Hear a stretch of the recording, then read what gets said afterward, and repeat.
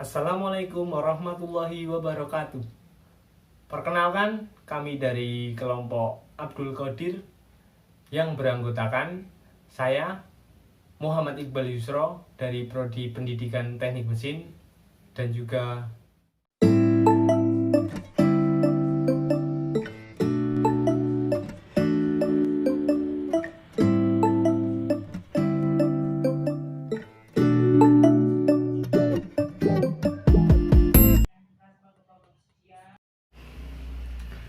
Baiklah, di sini kami akan membahas mengenai pro kontra di masa pandemi coronavirus ini.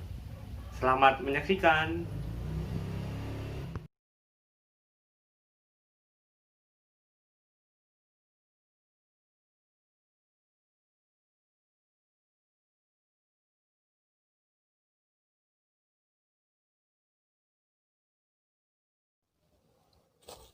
Perekonomian Indonesia sebelumnya sempat lumpuh karena pandemi COVID-19, namun kini sudah mulai bergerak kembali seiring diberlakukannya kebijakan new normal. Pasar, swalayan, mal, warung-warung sudah mulai beroperasi kembali. Hal ini disambut gembira oleh para pelaku ekonomi karena artinya kondisi perekonomian mereka akan pulih kembali, dan hal ini akan berpengaruh pula pada perekonomian Indonesia. Tapi ingat, tetap perhatikan protokol kesehatan dengan baik dan benar.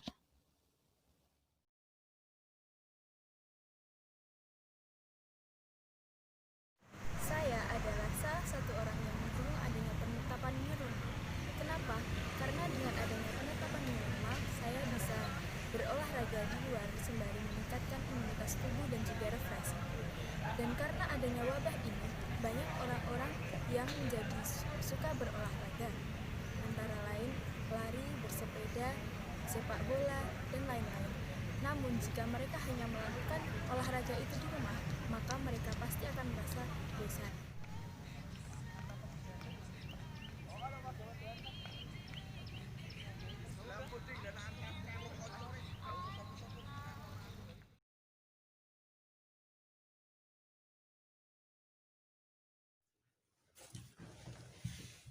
Hai, pandemi COVID-19 memang belum berakhir, namun pemerintah mengajak masyarakat untuk berdamai dengan si coronavirus ini.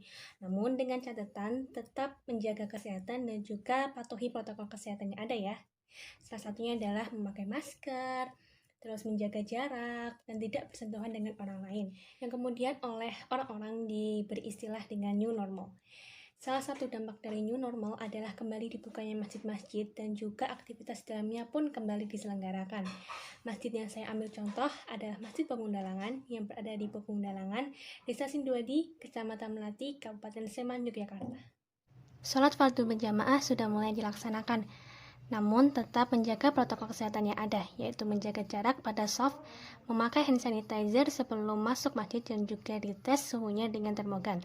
Selain itu, ada juga kegiatan pembagian sembako. Nah, itu tadi salah satu dampak dari penerapan new normal. Pesan dari kami, kalian kalau mau keluar atau beribadah di tempat ibadah kalian masing-masing, tetap jaga kesehatan dan patuhi protokol kesehatan yang ada. Oke? Ada beberapa kebiasaan baru yang dapat dilakukan untuk mendukung kehidupan new normal. Yang pertama yaitu cuci tangan setelah bepergian dari luar rumah.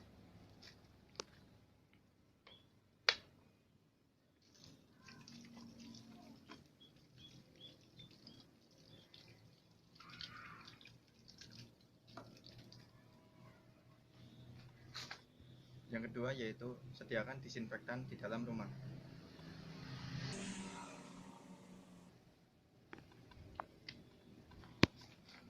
Dan yang ketiga yaitu makan makanan yang bergizi untuk meningkatkan imun tubuh. Yang keempat yaitu olahraga secara teratur. Dan yang kelima yaitu gunakan masker saat bepergian ke luar rumah.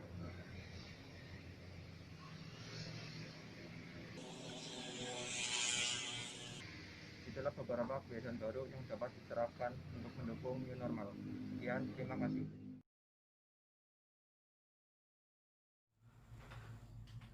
COVID-19 merupakan virus yang mengancam tidak hanya di Indonesia namun seluruh dunia.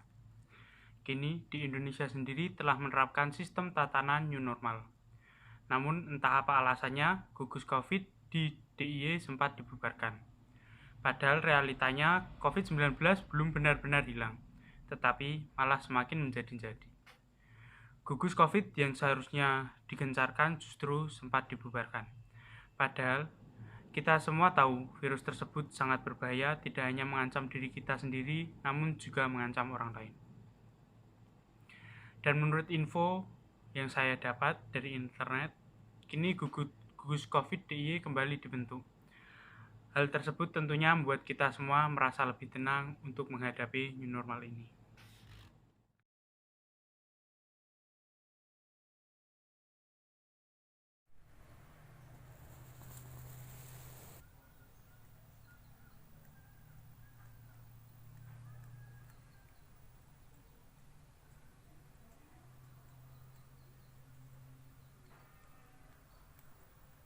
Dalam kondisi pandemi seperti sekarang ini, kita diharuskan melakukan kegiatan belajar mengajar secara daring. Ada beberapa kelemahan dan kendala dalam pelaksanaannya, seperti boros kuota, jaringan kurang stabil, kurang paham dengan materi yang diajarkan, dan tidak tersedianya perangkat yang dibutuhkan.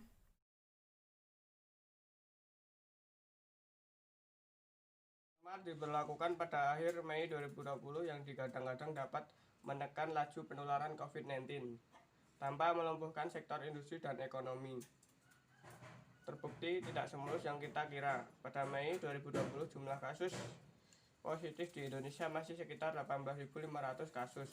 Sekarang September 2020 mencapai 225.030 kasus.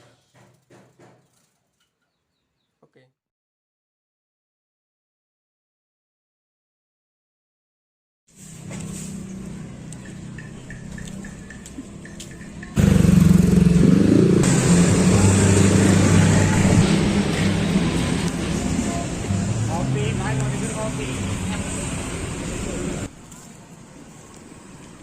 Ya, seperti yang kita lihat tadi, enggak terlalu rame. Soalnya ini bukan jam pulang kerja, terus habis hujan juga.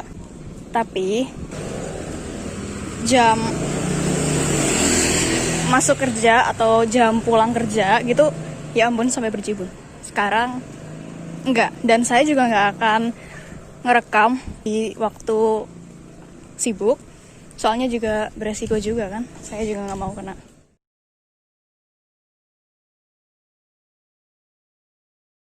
Teknika Jawara, berbudaya literasi, berintegritas, cerdas, untuk Indonesia peduli.